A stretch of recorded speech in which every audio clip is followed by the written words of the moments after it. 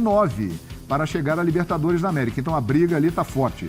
Segunda página, Atlético Goianiense abre, Cuiabá, Ceará, São Paulo, Juventude e prestem atenção, o Santos está colado na zona de rebaixamento e vai receber o Grêmio que está querendo sair de lá. E aí completam a zona de descenso Bahia, Sport e a Chapecoense numa situação desesperadora. Portanto, esse é o panorama do Brasileirão. Amanhã tem Timão, o Timão que está deixando a Fiel empolgada, 10 jogos sem perder. Amanhã Sport e Corinthians lá no Recife, mas o Corinthians não terá o William para a partida de amanhã, hein, Djalminha? O William é um desfalque grande, mas o Jô entrou, fez gol. E agora, com o elenco que o Corinthians está, as coisas ficam mais fáceis, né? O Silvinho já não precisa de quebrar tanto a cabeça, né? Então, assim, eu acho que não vai ter tanto problema essa ausência do William nesse momento, porque estão com todos os outros jogadores e o Jô está voltando e sente falta também o time, às vezes, daquele 9, daquele cara mais fixo. E com esses jogadores, a tendência do futebol do Jô também é crescer, né? Aquele negócio, quando você está bem acompanhado, a tendência é você melhorar também. Opa, então tá embalado o Coringão, hein, pastor? Opa, mas ajuda, hein? Mas toda vez que eu vejo aquele topete do Silvinho, né? Você gosta do topete dele? Como é que tá arrumando o topete do Silvinho, tá bonito, rapaz. Silvinho.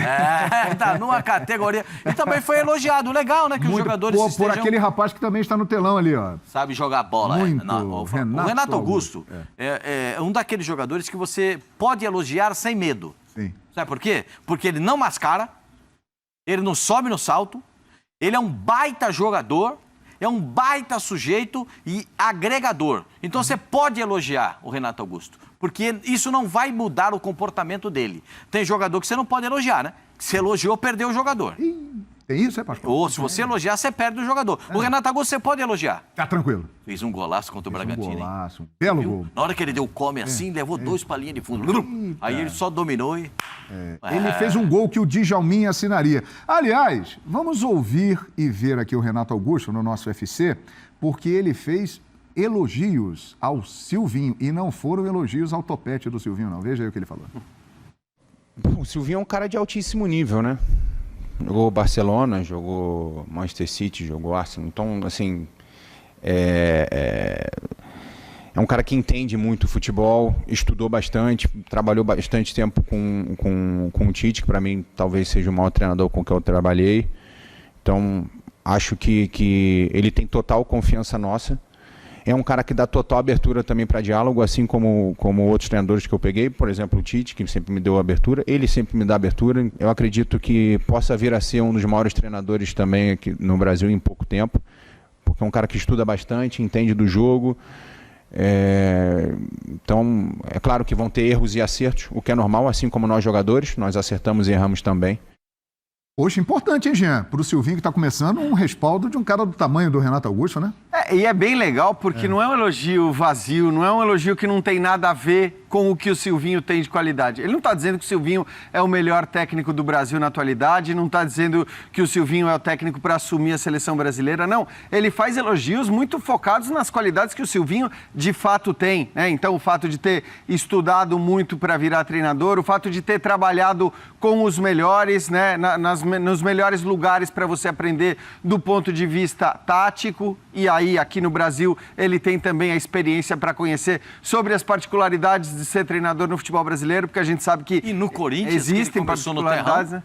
né? Exato, no próprio Corinthians, é isso. Começou lá, ele sabe como é que é a torcida. Ele disse até nessa última entrevista que ele precisou se preparar psicologicamente para ver o comportamento da torcida.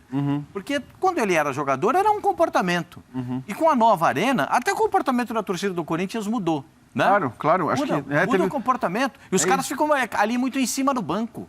Já reparou ali na arena do Corinthians? Na Neoquímica Arena? E tem uma mudança de perfil também de torcida, né? Com as arenas, exatamente. Eu acho que mudou o perfil do torcedor, mudou, vamos dizer, a paciência do torcedor. Né? E acho que a do Corinthians ainda estamos falando de uma das mais pacientes, possivelmente, que existam no futebol brasileiro. Então, o que eu achei legal da entrevista do Renato Augusto e dos elogios que ele fez é que são elogios que não são vazios, que não é assim, vou puxar o saco do chefe, sabe? Não, ele fez elogios que fazem sentido com a trajetória e disse, o Silvinho pode vir a ser um dos melhores técnicos do e país. outra coisa, né? O jogador de futebol, que a gente tem aqui, o Djalminha, que foi craque. Sim, pô. Craque. O craque é uma palavra que a gente não pode... às vezes as pessoas dispersam a palavra craque. Mas o Djalminha cabe. Craque. Aí ele fala assim, ele jogou na Inglaterra, jogou na Espanha, ele jogou na seleção brasileira e tal. A trajetória do Silvinho como jogador e o entendimento dele de ter trabalhado na Europa, de auxiliar técnico, ter se formado na Europa como treinador, isso dá um respaldo para ele muito legal. O jogador respeita, fala, poxa, além de jogar, ele se preparou, ele jogou em time grande, ele jogou em liga importante. E, Djalminha, isso que o Pascoal está falando, no vestiário, lá na hora do comando do grupo, além de toda a história, a trajetória que o Silvinho tem, né, e está iniciando agora como técnico, é muito importante esse respaldo para ele, hein? Ô, João, isso ajuda e muito. O cara, primeira coisa, ele jogou no mais alto nível, como o Renato Augusto falou, em lugares Barcelona, Manchester City. Então, isso ele já sabe. O dentro de campo, o que tem que fazer. Ele, jogador. Aí, o que ele fez? Foi se preparar, estudou. E tu vê que o linguajar dele não é o linguajar mais de um ex-jogador. É o linguajar já de quem estudou futebol. Agora, quando foi auxiliar do Tite, quando você senta ali na cadeira e agora eu sou o comandante, é diferente. Você precisa de uma experiência, você precisa de, às vezes, momentos que você não viveu como treinador. Você vai aprendendo, você vai se adaptando. E aí, o que aconteceu?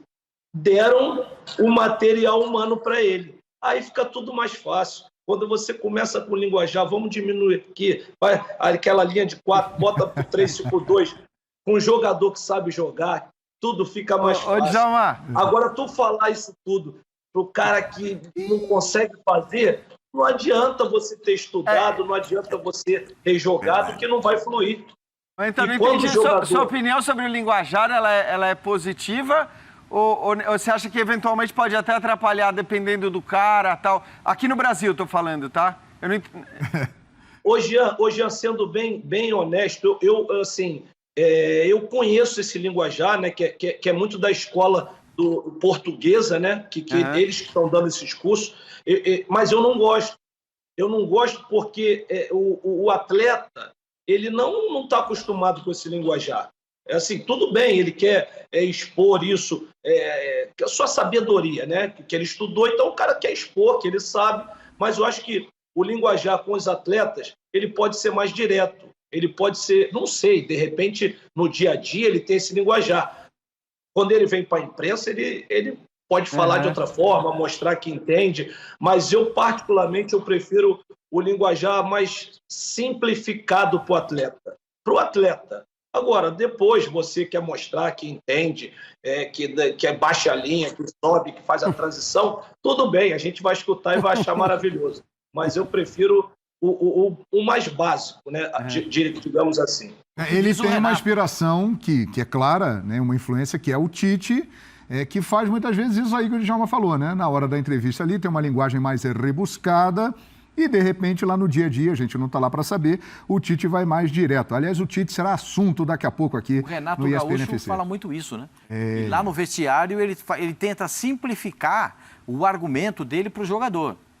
Que é para o jogador entender o que ele quer. Porque se ele for falar do jeito mais rebuscado, no titês, aí vou dizer um negócio para você, aí fica complicado. Né? Aí tem que botar o tradutor, Pascoal. Aí como fez o Tite ontem. Como é que é o titês, Pascoal? O quê? O titês. Fala em titês aí. Nossa, o titês? Fala com ele ali, tá ali. Pode falar com ele, Pascoalzinho. Manda lá, dialoga com o nosso professor. Eu nem sei conversar muito direito nesse... Eu preferia que conversasse mais objetivamente, entendeu? Sim. Mas dizer que você... Desequilibrantes. Os externos desequilibrantes. Externos desequilibrantes. Jean Oddi, olha aí, externos desequilibrantes. Ele precisa... um meia que seja...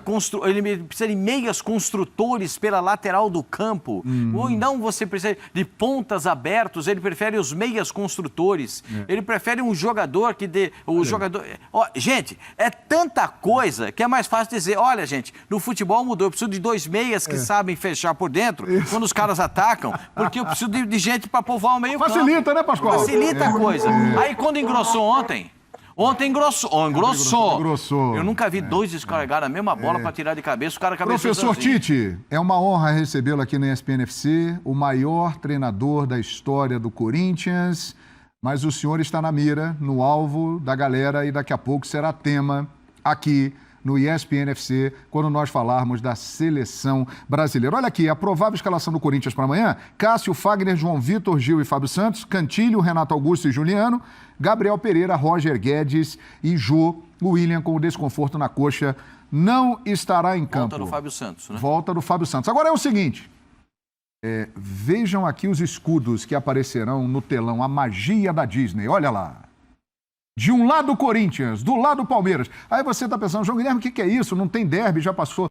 Pessoal, dá uma olhada no saque que eu fiz essa semana trabalhando para a internet com o YouTube, olha só. E esse aqui é o meu resultado com apenas um canal Dark, sem precisar aparecer e sem precisar investir absolutamente nada. Mais de 250 mil reais que eu recebi aqui na plataforma do AdSense. E eu quero te mostrar como que você também pode fazer isso, como que você também pode criar o seu canal Dark no YouTube, pegando conteúdo de outras pessoas e postando no seu canal e tendo muito resultado com isso.